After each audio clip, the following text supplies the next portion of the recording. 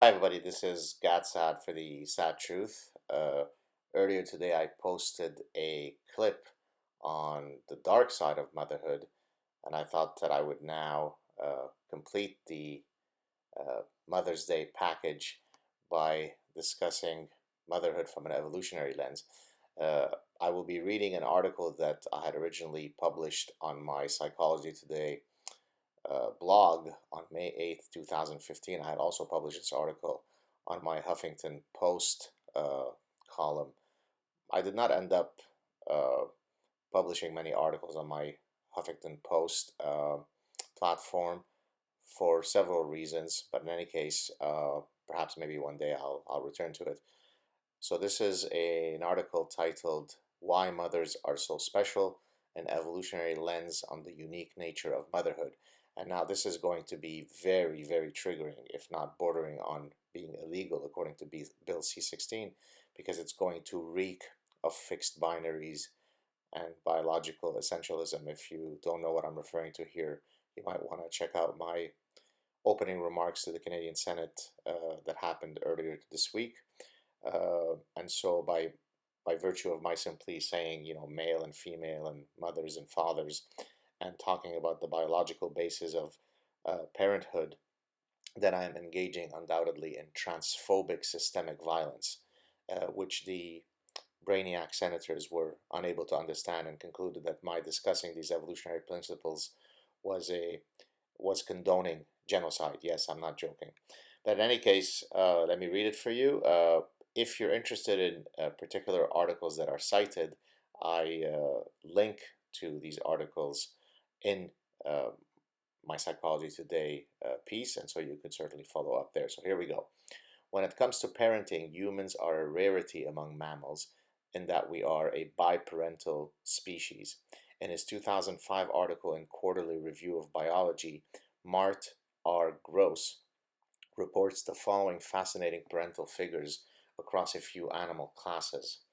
So for mammals, 90% are female only parenting, 10% are biparental, and 0% are male only. So within mammals, there are no species where it is strictly the males who offer, uh, parental investment. In birds, 8% female only, 90% biparental, and 2% male only. In fish, 30% female only, 20% biparental, and 50% male only. But note that these figures apply only to fish species that offer parental care, as most species do not. There are several evolutionary principles that explain, I think this is a violation of Bill C-16, that explain innate sex differences across species. I shall briefly discuss two such theories of relevant to the unique nature of human motherhood. Number one, parental investment theory. The brilliant evolutionary biologist Robert Trivers proposed back in 1972 that many sex differences across species could be explained as follows. In any given species, the sex that provides the greater minimal obligatory parental investment will be more careful in its mate choice, will be smaller, less aggressive, and will be the source of greater intrasexual competition between the less investing sex. In the human context, as is true of many animals, women are the more investing sex. On average, women have 400 ova from menarche, the onset of the menses, until menopause. A woman's ejaculation, on the other hand, has on average 250 million spermatozoa. Ova are scarce and hence must be carefully, quote, offered, while spermatozoa are abundant and cheap. Additionally, while men's parental investment could be as minimal as a one-time sexual dalliance, women must endure the physiological cost of gestation. Roughly 80,000 additional calories are needed, and lactation, the risks of childbearing mortality, and the increased dangers inherent to lesser mobility during the gestational period, a very real threat in our evolutionary history. The minimal obligatory parental investment is so tilted toward women that it is not surprising that motherhood holds a very privileged position within the human experience. So that's the first evolutionary principle that explains the unique status of motherhood. It is based, as I said, on parental investment theory. Now let's go on to the second principle, number two, paternity uncertainty. Many sex differences are rooted in the asymmetry between maternal certainty, there is no such thing as maternal uncertainty, and paternal uncertainty. Men did not evolve with DNA paternity tests at their disposal.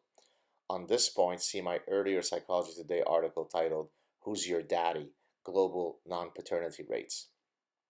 Countless sex differences are rooted in this very simple reality, including, and here I actually link up to the various articles, sex differences in how men and women respond to various types of infidelity, sex differences in attitudes toward hospital paternity testing of newborns, the larger monetary gifts offered at weddings from the maternal side of brides and grooms, as well as ascriptions of resemblance of fetuses to their dads. See also my YouTube clip, Do Fetuses Resemble Their Dads? Hence, the unique role that mothers hold in people's lives is not rooted in Bill C-16 arbitrary gender roles, as some social constructivists would have you believe. Rather, the mother-child relationship is sacrosanct because of these very real evolutionary principles. Gee, it's so surprising that the brainiac senators didn't understand any of my comments.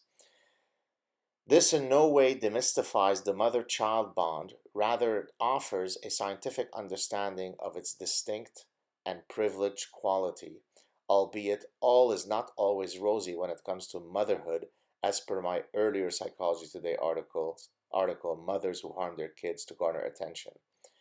This is, as a matter of fact, my previous Sad Truth clip.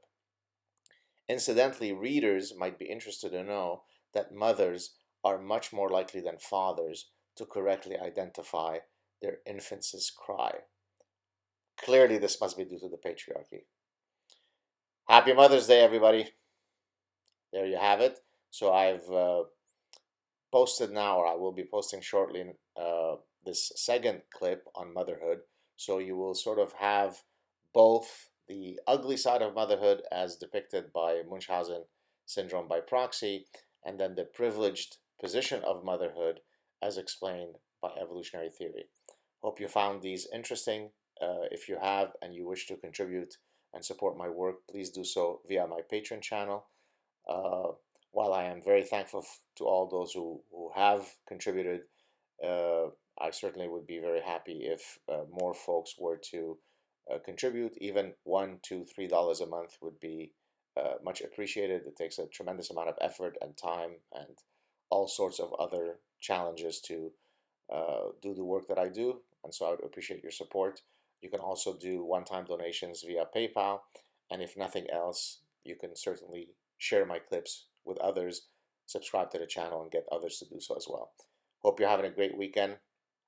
Happy Mother's Day to all those who are mothers. And if you're not a mother, even if you're a man, but you identify as a mother, or you self-identify as a mother, then happy Mother's Day to you as well, Xir. All right, cheers, everybody. Talk to you soon. Ciao.